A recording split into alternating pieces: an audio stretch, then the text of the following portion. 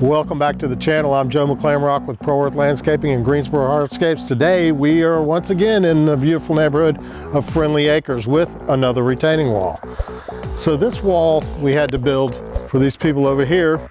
They have a driveway here, and one time when it was icy, their car actually slid off into the neighbor's yard. We ended up coming up with a design for them with this wall, again with the Versa-Lok weathered standards. This color is hickory, which is great because it matches the bricks of the house. So we put in this wall, we put in the geogrid in the proper locations with the proper drainage down here, leveled this off. Now they're putting some plantings, there's some lighting up here. This project turned out really well. It solved their problem that they had with not enough driveway space for the vehicles, and that's a wrap on this project. If you found this video entertaining or even informative, how about hitting that like button or the subscribe button? And as always, let Pro Earth come out and make your backyard your favorite room of the house.